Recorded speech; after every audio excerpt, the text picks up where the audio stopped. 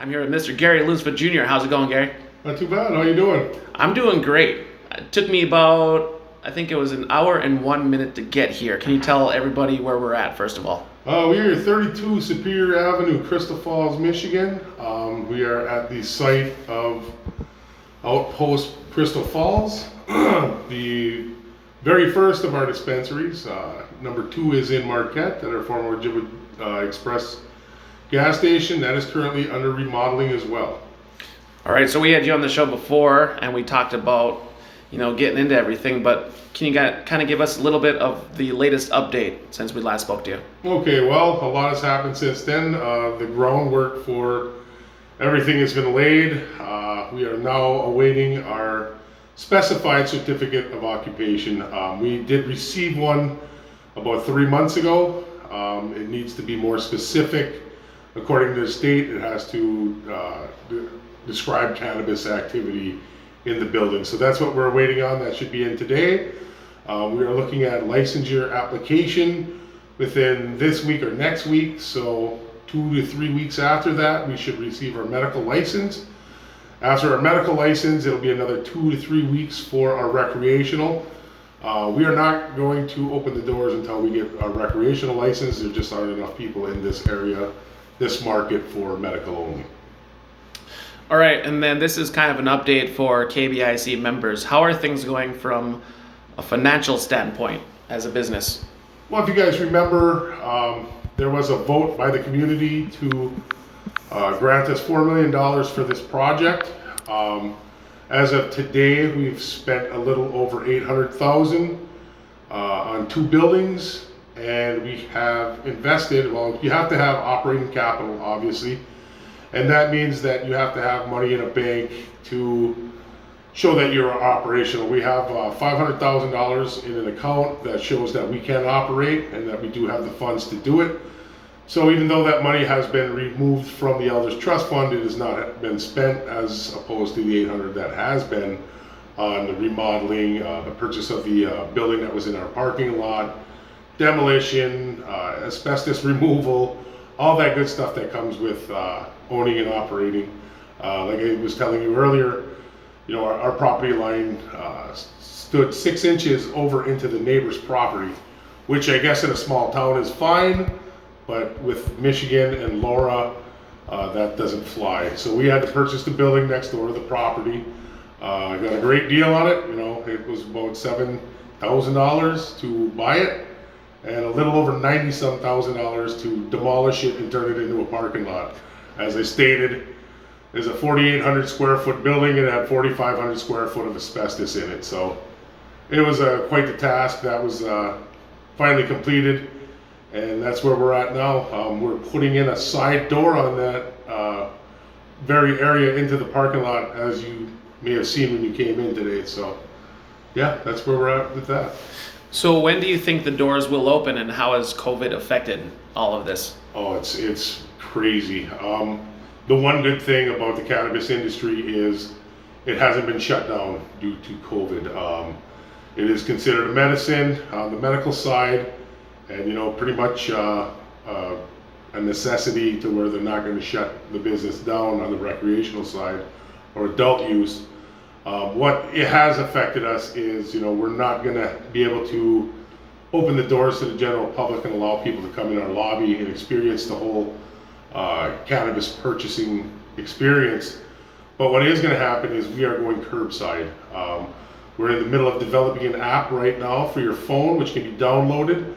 Once I have that information, I will blast it out through your program, through Facebook, everything. It'll be a lot like any other big chain, Domino's, whatever. You place your order on your way here, and you'll pull up to a marked spot, a numbered spot in our parking lot. You'll call the number, tell them what spot you're in. We come out, look at your ID, deliver. And for those that don't have the app yet or don't know, we do have bud tenders that will be basically car hops right now.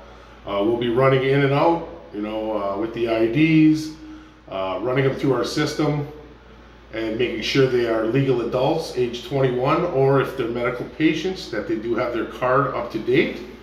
And we will dispense and deliver right to your vehicle.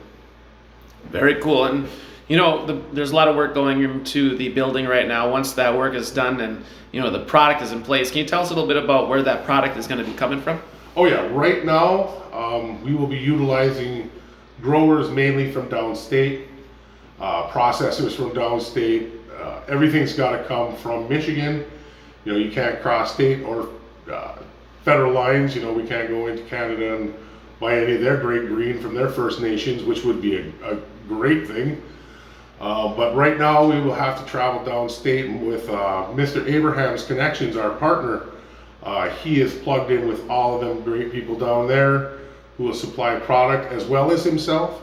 As you might not know, he does own a dispensary, a couple grows. So we're looking at hopefully getting some discounted prices so we can, offer better product as well as better prices against our competition, because we'll be hopefully buying it a little cheaper on the wholesale end. So you kind of touched a little bit about how the boundaries, federal boundaries and state boundaries kind of come into play here. The tribe had to set this all up in a certain way. Can you tell us a little bit about the organizational structure of how things are working here? Yes, well, for anybody getting into the cannabis venture through the state, if you own over 10% interest in that company, you have to be vetted by the state of Michigan. And vetting process is a lot more stringent than a background check. They look at your criminal history, they look at your financial history to make sure that A, that you can operate a legit business, and B, financially you are able to operate that business. And with the tribe, it wasn't never set up for a tribe to get in on this through the state. So what we've had to do is create that process. And what we did was created a board. We named it Mishkiki, and it's basically like an Nokasing or a tobacco board where it's separate from the tribal council, but still tied into the tribe. So these 6 people will get vetted and background checked, and the idea is to get them licensed on behalf of the tribe. So these 6 people that clear the background check, the vetting process, it will be put in the board's name. The board is a subsidiary of the tribal council.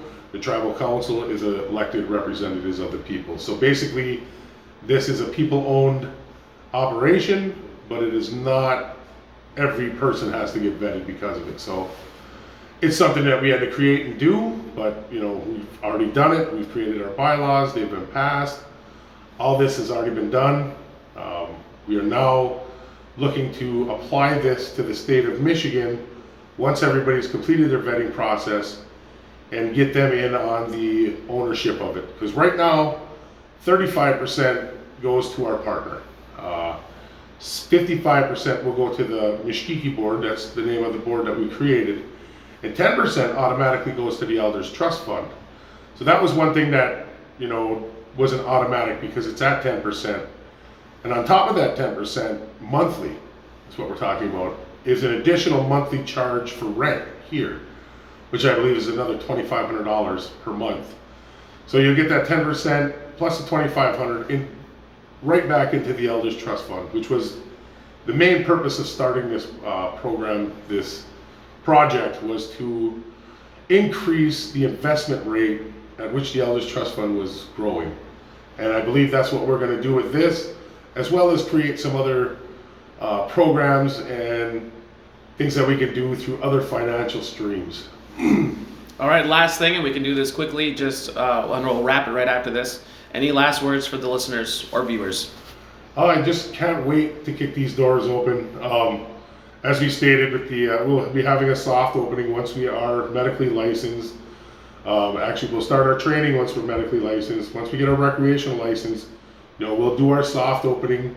What that means is just, go live to the public with our curbside, and then hopefully once this COVID starts slowing down or getting under control, manageable, we can start getting customers in here, invite the tribal members, invite the community, everybody in here, and have a grand opening and a celebration. But until then, we're going to do what we can and just persevere.